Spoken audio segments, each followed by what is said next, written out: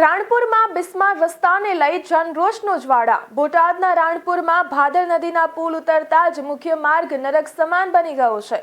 હજારો વાહનો અને વિદ્યાર્થીઓની અવરજવર ધરાવતા આ હાઈવે પર મસમોટા ખાડાઓને કારણે અકસ્માતોની હારમાળા સર્જાઈ રહી છે। તંત્રના વાહનો અહીંથી પસાર થવા છતાં તંત્ર ઘોર નિંદ્રામાં હોય તેમ જણાય છે। જો વહેલી તકે મરામત નહીં થાય તો સ્થાનિકોએ ઉગ્ર આંદોલનની ચીમકી ઉચ્ચારી છે। આમાં ખાડા બોરે છે કે ખાડા ઊભા કરે છે ખબર નથી પડતી। અમે જે જગ્યાએ લોકોએ ખાડા બોરે ને બાજુમાં ખાડા હોય, બીજી જગ્યાએ પૂરે તો મોટા ધોળા કર્યા હોય। એક એને લેવલ પ્રમાણે ખાડા ભૂરતા જ નથી અને ખાડા પાડવાનો ધંધો હોય ને એવું અમને લાગે છે। કોઈ પણ જાતનો આને કે ઉરું છે જ નહીં કે ભાઈ ખરેખર રોડ રસ્તા કેટલા એક્સિડન્ટમાં મરાય છે। આ મારી ગાડી આવતા ત્યાં રહી છે, કારણ કે ખાડો તારો એકદમ બની સાઈડમાં લઈ લીધું ટ્રેક્ટર, હવે એને ખબર નથી સાયલેન્ટ નો હોય એટલે આવી રીતે કેટલા નુકસાન થાય છે। અને આ લોકો ક્યારે રાખશે? 2-3 માણસો મારશે પછી આ દોડશે। પબ્લિક સાહેબ ત્રાસી ગઈ છે। પબ્લિકને હવે આવડા લોકો હારતા નથી। હજી આવડા પણ આમાં મને તો એ નહીં લાગે છે કે સરકારના ચૂંટાયેલા પ્રતિનિધિઓ રાય નાખે છે, અધિકારી હારતા નથી। જે તે સમયે મુખ્યમંત્રી કહેતા કે હારતા નથી, કામ કરતા નથી। હવે આ કોને હારે? અને જો આમને હારે નહીં ને તો હું તો કહું આ સરકારને રજા આપવી પડે જનતાને। અને આમાં કોઈ એક્સિડન્ટ થાય, કંઈ પણ થાય તો એનું એક્સિડન્ટ જે તે ડેપ્યુટી એન્જિનિયર કે એજ્યુકેટેડ એન્જિનિયર હોય એની ઉપર ક્લેમ કરવો પડે અને વીમા કંપની એની ઉપર ક્લેમ કરવો પડે। આવી જવાબદારી ફિક્સ કરશે તો જ રોડ રસ્તા આમાં થાય અને કાયમમાં પરિસ્થિતિ રહેવાની છે। એ મને એક બે ભાજપના કાર્યકરોએ કીધું હતું બધા ભૂલાવો એ ક્યાં ભૂલી અમને મહિમા મળે છે। એટલે આ ધંધો ને એમનો જો ભ્રષ્ટાચાર જ છે અને ભ્રષ્ટાચારમાં આમાં નામ કે બનાવી દે કે ભાઈ એને આટલા કિલોમીટર એમની ભાષામાં ક્યાંક પેચ કરી લેગા। હું સાહેબ તમને ટાઈમ મળે તો આવા અમારે રાણપુર બરવાળા રોડ ઉપર જે એવી પરિસ્થિતિ છે, દયની પરિસ્થિતિ છે। અને અહીંયા તો છાપામાં ટીવીમાં આવ્યો હોય ને એ એક્સિડન્ટ દેખાય સાહેબ અમારા ગામડામાં બિચારા વીઆઈ જાય ને તો કહેવાય નથી જઈ શકતા। આ પરિસ્થિતિ છે અને આ ભ્રષ્ટાચારે માજા મૂકી છે અને હદ બાજુ ભ્રષ્ટાચાર થઈ રહ્યો છે, આવું અમારું માનવું છે।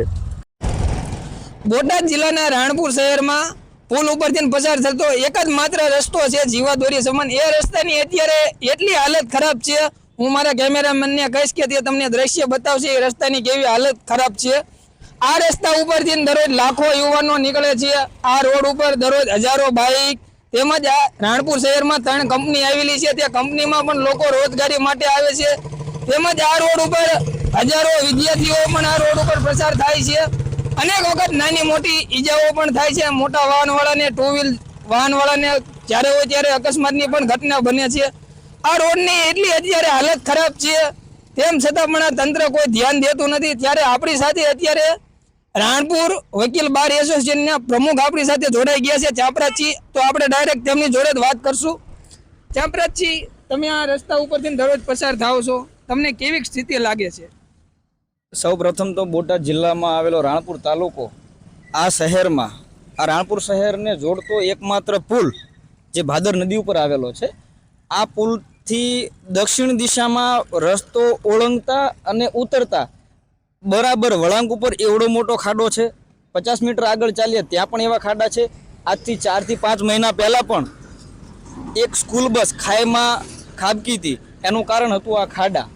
ભવિષ્યમાં પણ સંભાવનાઓ એવી રહેલી છે કે આ ખાડાના કારણે, કારણ કે વળાંક ઉપર છે, જો ખાડો તારવવા જાય તો સામેથી આવતું વાહન ટકરાય, જેના કારણે અકસ્માતની ભીતિ રહેલી છે અને એ અકસ્માત એવો ભયંકર થાય જેમાં જીવને બચવાની સંભાવનાઓ પણ નહીવત રહેલી છે। આ રસ્તા ઉપરથી આપણે રાણપુર શહેરમાં જવા માટે માત્ર એક જ એવો રસ્તો છે કે તે રસ્તા ઉપરથી લોકોને બીજો આની સિવાય એક રસ્તો નથી, તેમ છતાં લોકો આ રોડ ઉપરથી પસાર થાય છે અને ખૂબ જ હાલાકીનો સામનો કરી રહ્યા છે। તો તમને શું લાગે છે, આ તંત્ર કામ કરશે કે નહીં કરે? એમાં હું એવું કહેવા માંગીશ કે પ્રજાની મજબૂરી છે કે રાણપુરને જોડતો એકમાત્ર પુલ જે છે એ પુલ પરથી પસાર થતો રસ્તો આવી બિસ્માર હાલતમાં છે, પરંતુ તંત્ર એની નોંધ લેતી નથી। અવારનવાર રજૂઆતો કરવા છતાં આ ખાડાઓ હાલ એમની એમ સ્થિતિમાં છે।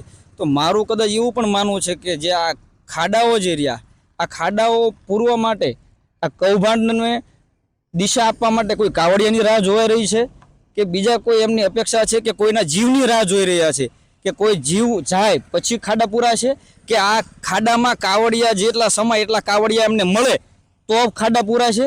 ખરેખર આ તંત્રને મારી એવી માંગણી છે કે પ્રજા જાગૃત થાય અને પ્રજા પોતાના હાથમાં વહીવટ લે એના પહેલા વહેલામાં વહેલી તકે આ ખાડાઓ પૂરવામાં આવે. આ રસ્તા ઉપર અનેક વખત નાના મોટા અકસ્માત પણ થાય છે, તેના વિશે આપ શું કહેશો?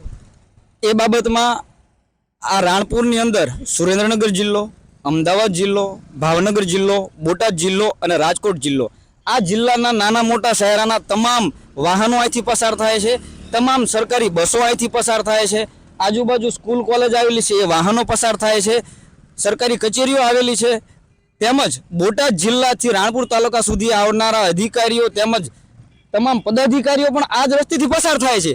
તો કેમ કોઈના ધ્યાનમાં નથી આવતું? અહીંયા વિદ્યાર્થીઓ પસાર થાય છે, વકીલો પસાર થાય છે, સામાન્ય જનતા પસાર થાય છે, પદાધિકારીઓ પસાર થાય છે, મિનિસ્ટરો અહીંથી પસાર થાય છે. શું કોઈને આ ખાડા ધ્યાનમાં નથી આવતા? અથવા તો આ ખાડા નહીં પૂરવા માટે પાછળનું રહસ્ય શું છે એ મારો પ્રશ્ન છે.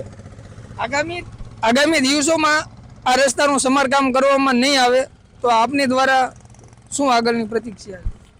જો આ ખાડા પૂરવામાં નહીં આવે તો મારી આપના માધ્યમથી, મીડિયાના માધ્યમથી એવી માંગણી છે કે તમામ પ્રજા જાગૃત થાય, રાણપુર તાલુકા બોટાદ જિલ્લાની પ્રજા એક થાય અને સાથે મળી અને આ ખાડા પૂરવી આ તંત્રને એવો સંદેશ આપીએ કે તમે અમારા માટે બેઠા છો, તમે કામ ન અમારું કરી શકતા હોય તો અમે અમારું કામ કરીશું. જો અમે અમારું કામ અમારે જાતે જ કરવાનું હોય તો આ તંત્રની અને વહીવટની કોઈ જરૂરિયાત રહેતી નથી, એવી મારી પ્રતિક્રિયા અને આ આગમ ચેતવણી છે.